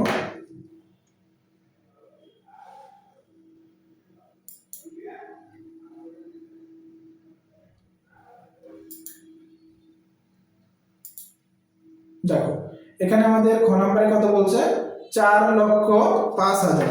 তাহলে 4,05,000, 5,000 এর ঘরে কয়টা, 5,000। তাহলে এখানে কিন্তু একটাই ঘর, দেখো হাজারের ঘরে কয়টা ঘর আছে, একটাই ঘর, কিন্তু আমরা জানি যে হাজারের ঘর দুইটা। তাহলে যেহেতু একটা বলছে তাহলে শুধু আগে হাজারের ঘরে বসবে, অযুতের ঘরে বসবে না। যদি দুইটা ঘর হতো আগে হাজারের ঘরে বসে এরপরে মানটা কিন্তু আমাদের অযুতের ঘরে বসতো। যেহেতু 5,000 বলছে একটাই মান, তাহলে আগে হাজারের ঘরে 5 দেব, অযুতের ঘরে কোনো মান আসতেছে না, শূন্য বসাবো। তাহলে এখানে হবে 0,5। এরপরে 4,05,000, আর কিছু কিন্তু বলেনি, তার মানে শতক, দশক আর এককের ঘরগুলো আমাদের শূন্য বসবে। তাহলে আমাদের সংখ্যাটা কি হবে এখানে, দেখো প্রথম সংখ্যাটা হবে 4,05,000। আমাদের যেই ঘরগুলো বাকি থাকবে ঘরগুলোতে কিন্তু আমাদের শূন্য বসাতে হবে। যেমন এই যে এখানে অযুতের ঘর কিন্তু ফাঁকা আছে, অযুতের ঘরে কিন্তু আমাদের শূন্য বসাতে হবে। এখানে যদি শূন্য না বসে তাহলে কিন্তু সংখ্যাটা সঠিক হবে না। শতক, দশক, একক এই তিনটা ঘরেও কিন্তু আমাদের মান নেই, আমাদের শূন্য বসা, এই শূন্যগুলো কিন্তু উল্লেখ করতে হবে। তাহলে এটা হচ্ছে আমাদের 4,05,000। একইভাবে এর পরেরটা দেখো, এরপরে আমাদের কত দেওয়া আছে, 7,02,075। তাহলে আমরা এখানে বসাবো 7,02,075। তাহলে আমরা এই মানগুলো একটু মুছে দিব।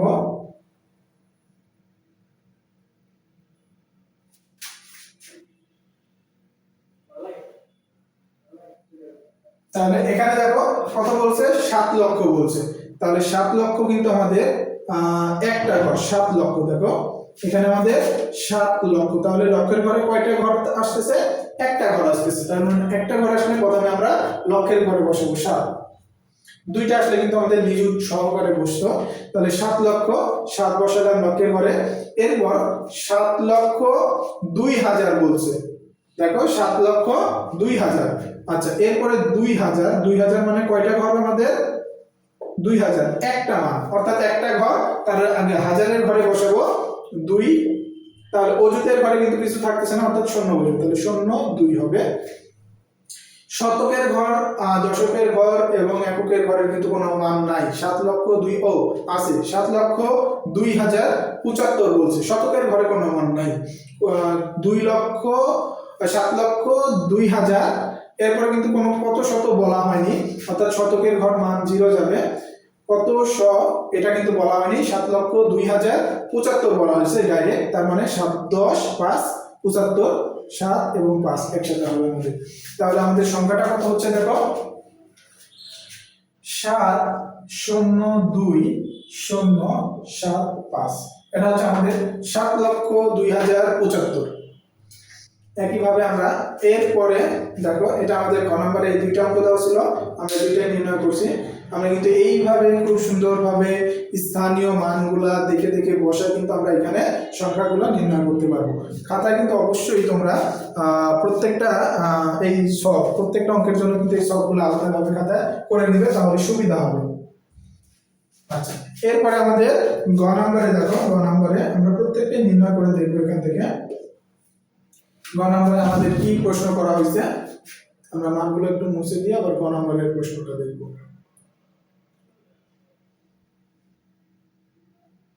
আচ্ছা গ নম্বরে আমাদের বলা হয়েছে 76,09,070, 76 লক্ষ বলা হয়েছে। এখানে দেখো 76 লক্ষ, তাহলে লক্ষের ঘর কয়টা আছে, এখানে আমরা দেখতে পাচ্ছি 2টা আছে। তাহলে এবার কিন্তু আমাদের নিযুত এবং লক্ষ 2 ঘর নিয়ে হবে 76। তাহলে আমরা দেখো 2 ঘর নিয়ে 76 লিখলাম আগে। তাহলে প্রথমে 6 যাচ্ছে আমাদের লক্ষের ঘরে, 7 যাচ্ছে আমাদের নিযুতের ঘরে। 7 যাচ্ছে আমাদের নিযুতের ঘরে, 76 6 কিন্তু আমাদের লক্ষের ঘরে যাবে, 7 যাবে আমাদের নিযুতের ঘরে। তাহলে 76 লক্ষ, এরপরে 9,000 বলছে, 9,000। তাহলে আমরা একটু দেখি 9,000 কয় ঘর, তাহলে এখানে আমাদের 9,000 কিন্তু একটা ঘর। তাহলে হাজারের ঘরে প্রথমে যাবে 9 লিখলাম, অযুতের ঘরে যেহেতু মান নাই তাহলে আমরা 0 লিখব। তাহলে এখানে আমাদের কত আসতেছে 0,9। এরপরে ৭৬,০৯,০৭০ বলা হয়েছে, তার মানে শতকের ঘরে কোনো মান বলেনি, শতকের ঘরে শূন্য দেবো, ৭×১০=৭০, ৭ শূন্য, তাহলে এটা হচ্ছে আমাদের ৭০। তাহলে আমাদের সংখ্যাটা কিন্তু আমরা পেয়ে গেছি। তাহলে আমাদের সংখ্যাটা কি হবে? ৭৬,০৯,০৭০, এটা কিন্তু আমাদের সংখ্যা হবে। গ নম্বরের আমাদের সংখ্যাটা কিন্তু এটা হবে। এর পরবর্তীতে দেখো গ নম্বরের পরের প্রশ্নে আবার আমাদের কত নির্ণয় করতে বলছে। আমরা মানগুলো একটু মুছে দিয়ে আবার নতুন করে তুলবো। এখানে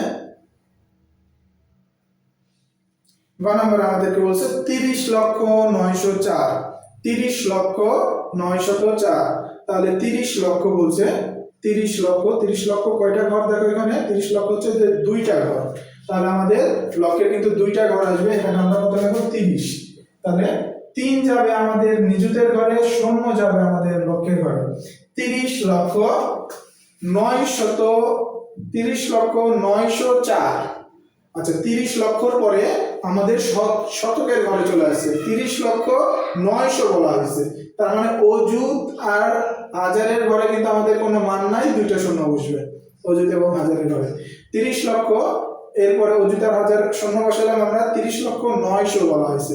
তার মানে শতকের ঘরে ৯ হবে, ৯০৪ বলা হয়েছে। দশকের ঘরে কিন্তু কোনো মান নাই, তাহলে শূন্য, এককের ঘরে ৪ হবে, তাহলে ০৪। ৩০ লক্ষ, অযুত এবং হাজারের ঘর কিছু বলেনি, শূন্য শূন্য দিয়ে আমরা পূরণ করলাম। শতকের ঘরে ৯০০, দশকের ঘরে মান নাই, শূন্য বলছে, শূন্য, ৯০৪, ৪-এর এককের ঘরে ৪ বসানো। তাহলে আমাদের সংখ্যাটা কত হচ্ছে দেখো? ৩০,০০,৯০৪। তাহলে এটা কিন্তু আমাদের ৩০,৯০৪। এইভাবে দেখো আমরা কিন্তু এখানে খুব সহজভাবে কোথায় থেকে সংখ্যাগুলো প্রকাশ করতে পারতেছি। দেশীয় বা আমাদের যে গণনার নিয়ম সেই অনুসারে স্থানীয় মানের ছক করে আমরা কিন্তু এখান থেকে বের করতে পারতেছি। আমরা এরপরে ঘ নাম্বারটা দেখব। ঘ নাম্বারে দেখো আমাদের কি নির্ণয় করতে বলা হয়েছে।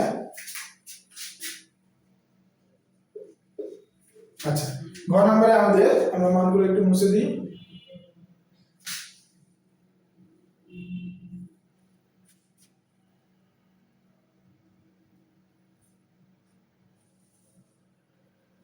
আচ্ছা, গ নম্বরে আমাদেরকে বলা হয়েছে ৫,০৩,০০,২০০৭। তাহলে কোটির ঘরে আসছে, আমাদের কোটির ঘরে কয়টা আছে দেখো? ৫ কোটি বলছে, ৫ কোটি, তাই না? তাহলে কোটির ঘর কয়টা? একটা। তাহলে আমাদের শুধু কোটির ঘরেই মান বসবে। কোটির ঘরে যদি আমাদের দুইটা মান আসে, দুইটা মানই কিন্তু আমরা নিতে পারবো কোটির ঘরে। তাহলে ৫, দেখো কোটির ঘরে একটা মান আছে, আমরা একটাই নিলাম, ৫।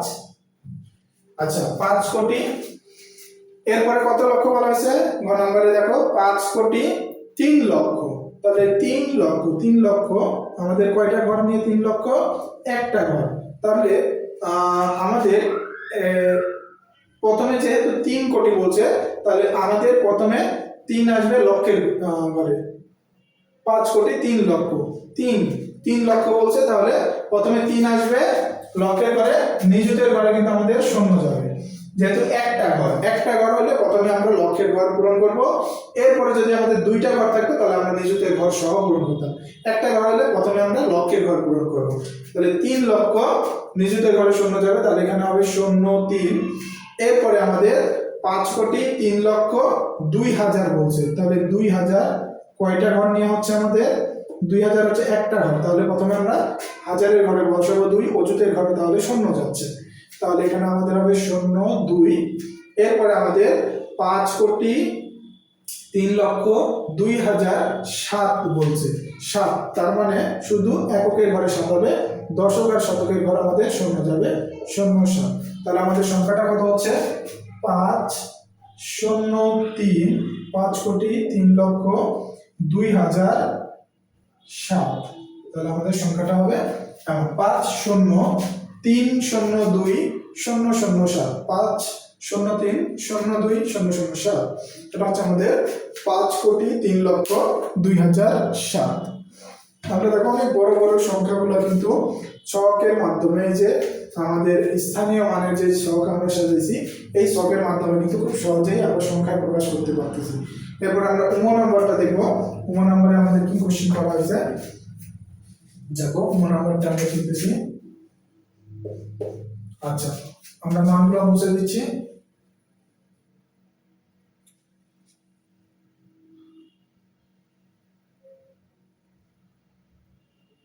দেখো, উম নাম্বারে আমাদের প্রশ্ন করা হয়েছে 98,7,00,000। তাহলে এখানে 98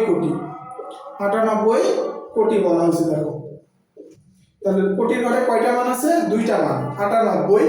তাহলে আমরা কোটির ঘরে দুইটা মান লিখতে পারবো একসাথে, আমরা দুইটা ঘর দিয়েও লিখতে পারি, সমস্যা নেই। তাহলে আমাদের দুইটা মানে কিন্তু 98 কোটির ঘরে আসবে। 98 কোটি, এরপরে বলা হয়েছে 7,00,000। তাহলে 7,00,000, দেখো 7,00,000 কয়টা ঘর নিয়ে আমাদের হচ্ছে? একটা ঘর। তাহলে একটা ঘর হলে আগে লক্ষের ঘরে বসবে 7, তাহলে নিচুতের ঘরে কিন্তু 0 বসবে, তাহলে 0,7 হবে। তাহলে 98,7,05,000। 5,000 আমাদের কয়টা ঘর নিয়ে? আমরা একটু দেখো, 5,000। তাহলে হচ্ছে এখানে কিন্তু একটা ঘর নিয়ে আমাদের 5,000। তাহলে আগে হাজারের ঘরে বসবে যেহেতু, তাহলে 5 লিখবো, অযুতের ঘরে তাহলে আমাদের 0 হবে, তাহলে এখানে হবে 0,5। এরপরে 98,7,05,009 বলছে, তার মানে শতক আর দশকের ঘরে কিন্তু কিছু বলেনি। শতক আর দশকের ঘরে 0 বসবে, এককের ঘরে 9, তাহলে এখানে 0,9। তাহলে আমাদের সংখ্যাটা কত হবে? দেখো, 9 8 98,7,05,009। এটা কিন্তু আমাদের সংখ্যা হবে। তাহলে খুব সহজেই আমরা এখান থেকে অনেক বড় একটা সংখ্যা কথার মাধ্যমে থেকে সংখ্যায় প্রকাশ করতে পারলাম। স্থানীয় মানের ঘর অনুসারে সাজিয়ে যাবে। এরপরে আমাদের উম নাম্বার করলাম। আমাদের চ নাম্বারে দেখো,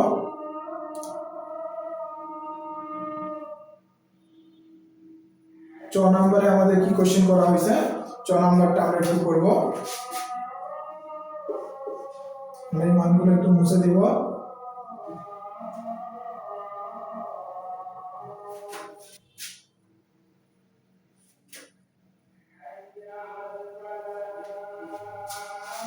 দেখো, চ নাম্বারে আমাদেরকে বলা হয়েছে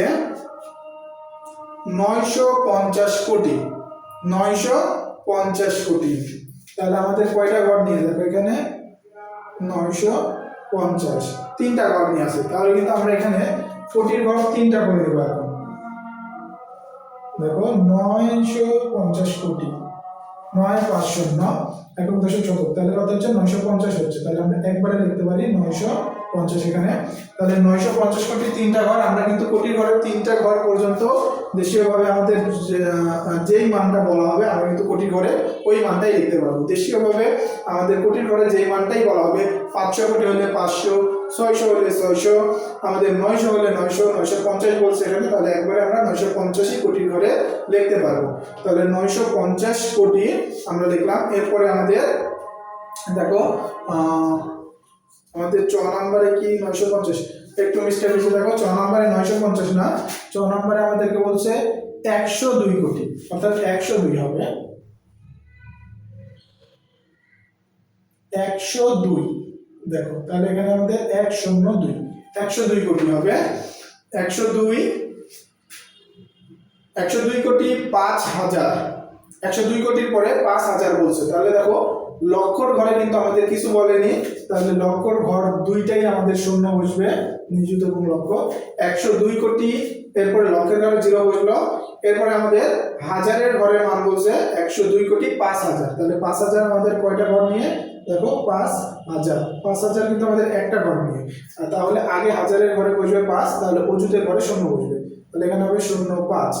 102 কোটি 5,708।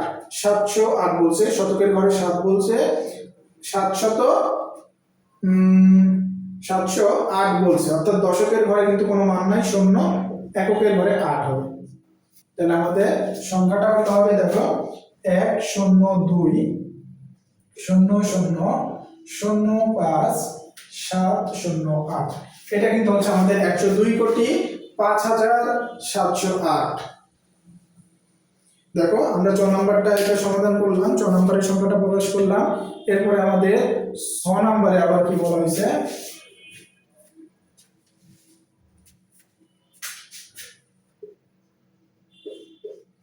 আমরা এই মানগুলো একটু মুছে দিচ্ছি, দিয়ে আমরা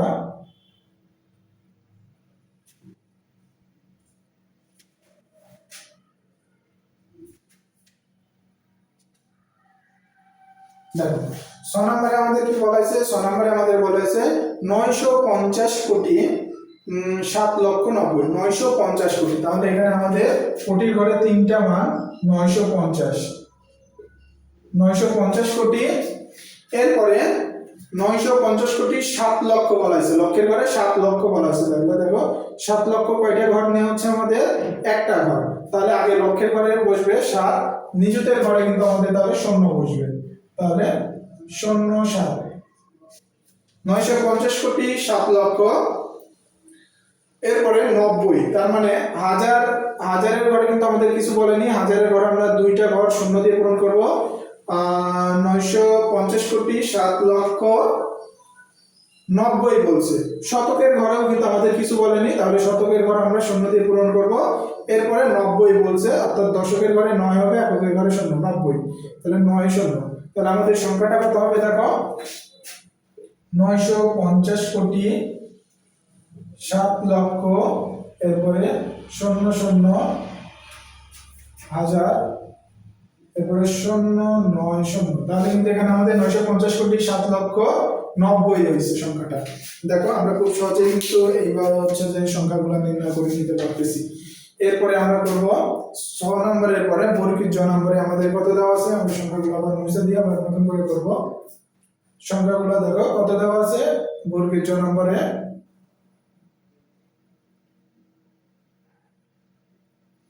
আচ্ছা বর্গীর জ নম্বরে আমাদের দেওয়া আছে 3,500 কোটি, 3,500। তাহলে আমরা একবার লিখব 3,500, এটা কিন্তু আমাদের আগে আলাদাভাবে লিখে নিতে হবে। আচ্ছা এইটা যদি আমরা মনে করি যে আন্তর্জাতিকভাবে আমরা করব, তাহলে কিন্তু আমরা বিলিয়নে চলে যাবে আমাদের। কিন্তু এখানে যেহেতু আমাদের 3,500 কোটি দেশীয় ভাষায় বলছে, আমরা দেশীয় ভাষায় করব।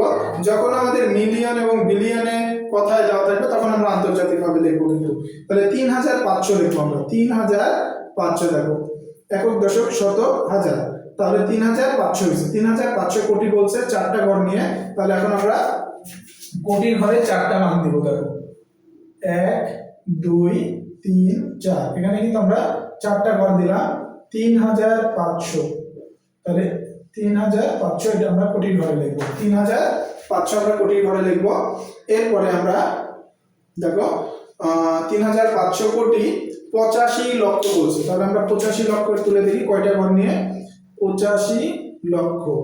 85 লক্ষ কিন্তু আমাদের দুইটা ঘর নিয়ে হচ্ছে, তাহলে আমরা লক্ষের ঘরে লিখলাম 85, 8 যাবে আমাদের নিযুতের ঘরে, 5 যাবে আমাদের লক্ষের ঘরে।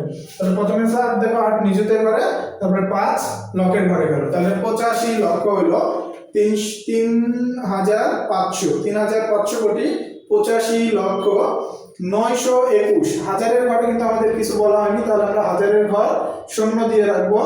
এবার শতকের ঘরে কিন্তু আমাদের 9 শত বলছে, তাহলে 9 দিব, 9 শত 921 বলা হয়েছে, 21। দশকের ঘরে 2, এককের ঘরে 1 হলে আমাদের 21 হচ্ছে, তাহলে 21 লিখবো। তাহলে আমাদের সংখ্যাটা কত হচ্ছে এখানে দেখো, 3,5,0,8,5,0,0,9,2,1। তাহলে এটা কিন্তু আমাদের 3,500 কোটি 85 লক্ষ 921 হয়েছে।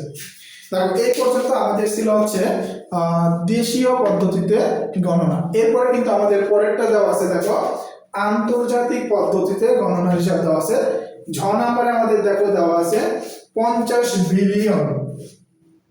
তাহলে এখন কিন্তু আমাদের এই যে ছকটা আছে, এই ছকটার মধ্যে একটু পরিবর্তন করতে হবে, কারণ বিলিয়নের হিসাবে স্থানীয় মানের ছকটা কিন্তু আমরা দেখছি 3 অঙ্ক নিয়ে গঠিত হয়। তাহলে আমরা এখন এই জায়গায় নিচের ঘরটা মুছে দিব, দিয়ে দেখো এখানে আমরা আন্তর্জাতিক হিসাবে স্থানীয় মানটা যেভাবে ধরা সেভাবে দেব। এখানে কিন্তু আমাদের একটু দেখো একক, দশক, শতক, এই তিনটা মান আমাদের একই রকম থাকবে। অযুত, হাজার, অযুত, লক্ষ, তিনটা ঘর নিয়ে কিন্তু আমাদের মিলিয়ন আসবে, এটা কিন্তু আমাদের মিলিয়ন হবে।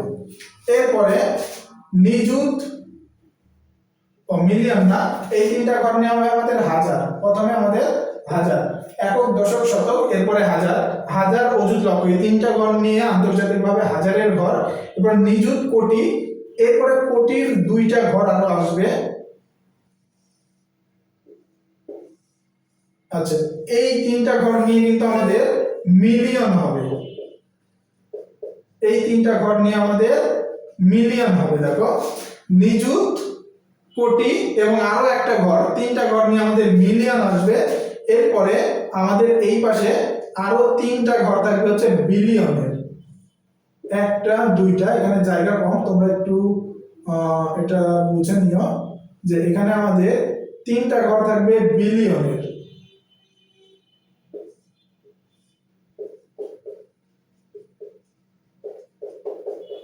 তিনটা ঘর থাকবে হচ্ছে আমাদের বিলিয়নের, এই তিনটা নিয়ে কিন্তু আমাদের হচ্ছে যে মিলিয়ন, এটাও কিন্তু আমাদের মিলিয়নের ঘরের মধ্যে আসবে, এটাও আমাদের এই তিনটা ঘর নিয়ে আমাদের মিলিয়ন হবে।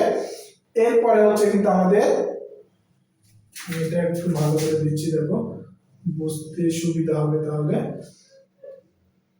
এরপরে আরো তিনটা ঘর কিন্তু আমরা দিচ্ছি যেটা বিলিয়নের ঘরে আসছে। এখন আমাদেরকে বলছে 50 বিলিয়ন, তাহলে 50 বিলিয়ন, তাহলে কিন্তু তিনটা ঘরের মধ্যে দুইটা ঘর ব্যবহার হবে, 5 শূন্য 50 হচ্ছে। দেখো এই যে 5 শূন্য, আচ্ছা আমরা এটা একটু নিচে লিখতেছি। আচ্ছা 5 শূন্য, এটা কিন্তু আমাদের 50 বিলিয়ন হয়েছে।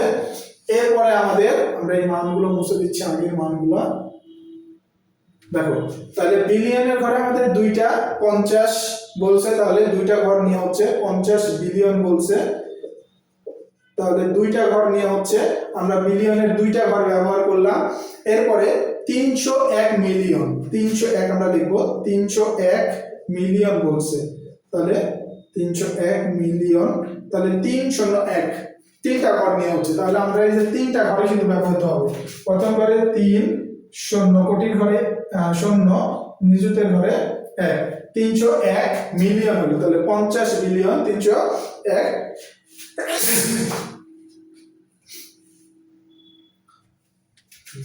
দেখো তাহলে 301 মিলিয়ন হচ্ছে, এরপরে 538,000 বলছে, 538,000 কয় ঘর নিয়ে, 538,000। দেখো তিন ঘর নিয়ে হচ্ছে কিন্তু 538,000, তাহলে হাজারের ঘর কিন্তু আমাদের 303টাই দেওয়া আছে, 5 3 8, দেখো 538,000 হলো তিনটা ঘর নিয়ে। এরপরে 538,000 শত, দশক আর এককের ঘরে কিন্তু কোনো মান বলেনি, তাহলে শূন্য শূন্য হবে। তাহলে আমাদের সংখ্যাটা কি কেমন হবে এখানে দেখো, তাহলে আমাদের সংখ্যাটা হবে, আমরা ছ নম্বরের সংখ্যাটা নির্ণয় করতেছি আন্তর্জাতিকভাবে, তাহলে 50 বিলিয়ন, দুইটা ঘর দিয়ে কমা দিলাম, মিলিয়নের ঘর তিনটা নিয়ে 301 মিলিয়ন। এরপরে 538,000, 5 3 8, 538,000। এরপরে শত, দশক আর এককের ঘর কিন্তু তিনটা শূন্য দিয়ে যাবে, তাহলে এইটা কিন্তু আমাদের হচ্ছে আন্তর্জাতিক হিসাব, 50 বিলিয়ন 301 মিলিয়ন 538,000 সংখ্যাটা। আশা করি তোমরা আন্তর্জাতিকভাবে এই মানটাও বুঝতে পারছো, এবং তোমরা এগুলো একটু নোট করে রাখবে যেগুলো করে দিলাম আমি। আর তোমরা হচ্ছে বাসায় এরপরে আবার নিজেরা কিন্তু এই অঙ্কগুলো না দেখে প্র্যাকটিস করবে।